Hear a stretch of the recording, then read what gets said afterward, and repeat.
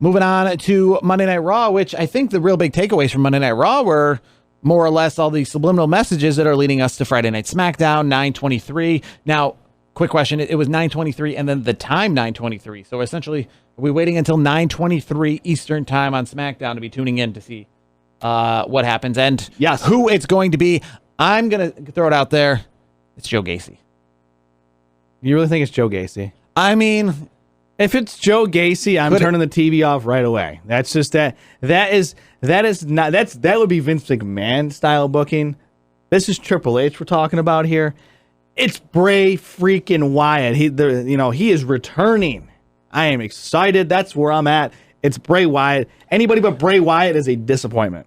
Now, I guess here's the question, because a lot of people have said with Seth Rollins and Matt Riddle's matchup coming at Extreme Rules, that in the background of the graphic, there's the lantern, the firefly.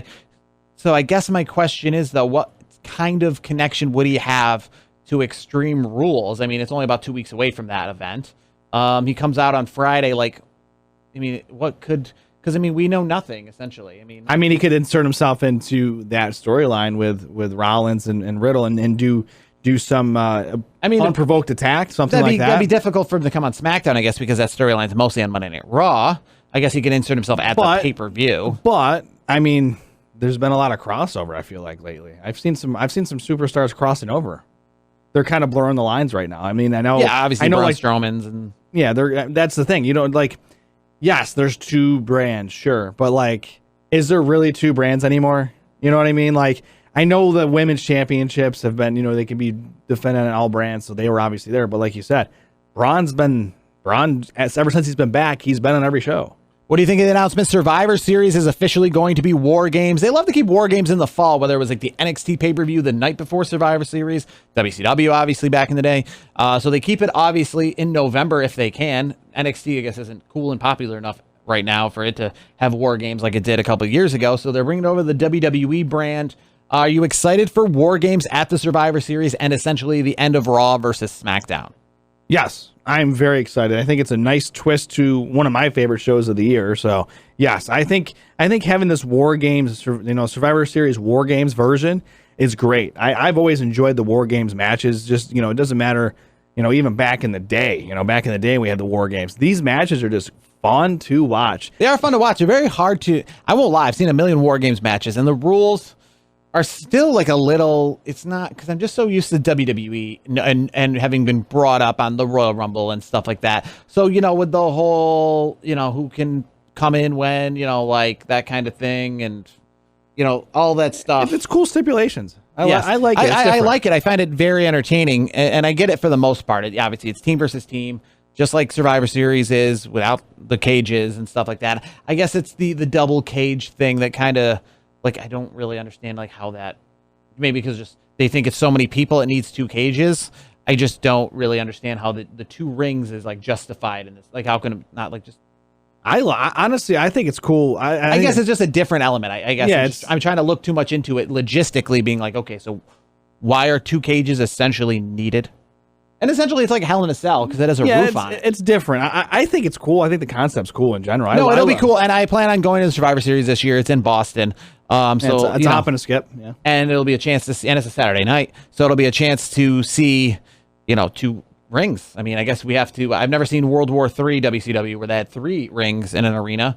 I forgot about that. 3 rings. I don't think WWE is going to be doing that anytime soon. No. They have the Royal Rumble, and frankly, the Royal Rumble is much better. 3 rings, 60 people is cool, but it was a battle royal that happened all at once, and it's very hard to follow. Because there's a mass amount of humanity in the ring. Yeah, and the thing is that's why everyone likes the Royal Rumble, because you get one-on-one. It's the same concept of throwing you over the top rope, but you come in and you got some one-on-one encounters. Battle Royals are just literally everyone just kind of doing nothing. The issue I have with the Royal Rumble, and this is a very nitpicky issue. I don't like it when there's 7 or 8 people in the ring. I don't like that. I like once it gets to 4 or 5, it's all right, it's time to reset. And that's why War Games I think sucked, because not War Games, but World War III, because you had 3 rings. You couldn't even have the camera on all the rings at one time, and it's just a lot of just hugging and grabbing, and nobody's getting any room to wrestle. Everyone's in there at the same exact time. Yeah, it gets good when it gets down to the end when they can combine and be down to 4 left or something. But That is different, yeah. that's why the Royal Rumble's nice, because everyone comes in staggered. I mean, and you see more wrestling, Yeah. you see body slams, you see moves, that whole 9 yards. You don't see that in a 60-man battle royal. It just is too much of nothing. But it should be exciting to see War Games. And kudos to Triple H, because Survivor Series is that brand that we've been talking about forever that has gone through, unlike the other ones, so many different makeovers, whether it be the Raw versus SmackDown, whether it be winner take all things. It seems to be one of those big fours that has an issue, because we don't live in 1988. We're just seeing Hulk Hogan in the ring with Andre the Giant is going to be enough for us. We have to have championships on the line. We have to have something to be going for. We can't just have, a tag team match that's a special attraction, if you will. I mean, you had a few of them. I mean, I remember The Rock teaming up with John Cena against The Miz and R-Truth was enough of an attraction, because it was The Rock's return to WWE leading up to the John Cena Rock match at WrestleMania. But yeah, I mean, Roman Reigns teaming up with Drew McIntyre a month before they fight for the championship isn't enough for us to be interesting at a pay-per-view level. I mean, what are you projecting that this could happen? What do you think the teams are going to be? I think it's going to be the Bloodline. I mean, yes. I think we're going to have a men's one and a women's one. Oh, 100%. Definitely going to have a women's one. So I think it's the Bloodline, and does that mean it's going to be curious to see who they face, because it's obviously, I feel like it's going to be people whom they want the storylines to go forward towards day one in Royal Rumble. So are we saving Charlotte till then?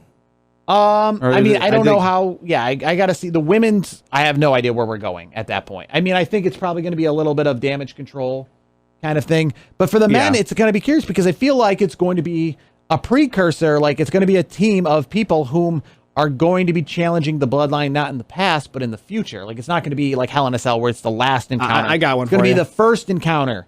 Damage control with friends, Sasha Banks and Naomi. There's one team. All right. I mean, we saw Damage Control there, the new tag team champions in the women's world. By the way, I like that name. I think it's a cool name. Cool. What do you take about a little NXT thing? Is that Solo Sikoa having to relinquish his North American Championship, because I mean, it was cool and all, but William Regal has taken it off of Solo Sikoa, saying, you're not really on NXT. You won it. I guess you weren't a qualified participant, so he had to relinquish the belt. You mean Shawn Michaels?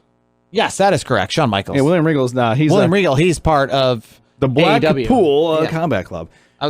Shawn Michaels, and it was funny because I don't know if you saw Carmelo Hayes put out like Booker of the Year, like jokingly, Shawn Michaels. It was funny. I saw a nice little tongue in cheek there from Carmelo Hayes, because of that approach where like Solo is essentially a main roster. You're not here anymore. Here's the thing. I did like it though, because I do like the crossover. Again, I agree. We talked about with AEW and Ring of Honor being that kind of crossover. It helps out putting some more eyeballs on NXT. Here's the thing. We just talked about it. Belts are on SmackDown. When we talked about it last week, it was recently. We talked about because Solo was just the champion last week. Yeah. So we just talked about it last week, where Solo. We were happy that Solo won the championship, because you're going to see the NXT strap on SmackDown. And so quickly they pull the plug. I don't like that. I kind of wanted to see him have that NXT belt, because it's going to give it a little prestige, because then he's got it's essentially that NXT North America Championship would be aligned with the Bloodline. That's enough kicker right there to really boost that championship if it needs a little more juice. Now, obviously, it's Logan Paul has been announced as going to be facing Roman Reigns for the championship on November the 5th, Crown Jewel, the pay-per-view between Extreme Rules and Survivor Series. So Roman Reigns is going to have defended the title on September the 3rd in England, which his last title defense. His next one will be November 5th, so about 2 months and 2 days between them. And his last championship defense in North America was July 30th, and essentially that was his last title defense of the year in North America, because day one is January the 1st, and then the Royal Rumble's in January as well. So, and I don't foresee him I don't really foresee him even being in Extreme Rules. And obviously Survivor Series is going to be what it is with War Games. So are you okay with Roman Reigns' last title defense in North America being July 30th for the remainder of the year? Yes, I am, because I want to see him. I want to see him lose the championship at WrestleMania. I want this set up for he's been a long champion, longest reigning modern champion of this, in so many years. This hasn't happened in a long time. So having him lose at WrestleMania this year, that's the way we want to do it. So I don't care what we need to do. Let's protect that championship until WrestleMania. With War Games, Survivor Series, I mean, I'll ask you this probably 10 more times between now and then. I just feel like the Rock thing. I mean, yeah, everyone likes it, but what seemed like so certain, I feel like we'd be there by now. I feel like we're still like in the same boat we were a year ago. I'm calling it. Survivor Series. You're gonna see the Rock show up and screw the Bloodline. If he doesn't show up at Survivor Series, do you think that is not the plan for WrestleMania? I would say at the absolute latest Royal Rumble. Well, I would definitely say. I mean, I was hoping with a Rock Roman Reigns thing we'd get it more like what we did with Rock and Cena by now. Yeah, where no, we got a SummerSlam and really built this thing up for months. But no, I agree with you on that. I just think just from a booking perspective, if it's not Survivor Series, it's Royal Rumble, and if it's not Royal Rumble, then the whole Rock in LA is just not going to happen at WrestleMania. I feel like Rock and Roman. I guess WrestleMania is WrestleMania, but Rock and Roman in LA, yeah, it does have a little bit better of a cachet than Rock and Roman in Philly. I agree. I think that's. If I had to hedge my bets and throw some future bets out there, the Rock at WrestleMania that would be a bet I would take. I think he's going to be there. It's Los Angeles for Pete's sake, and why would you not have a former WWE former mega? He's going to be. He's a future Hall of Famer. All the accolades in the world.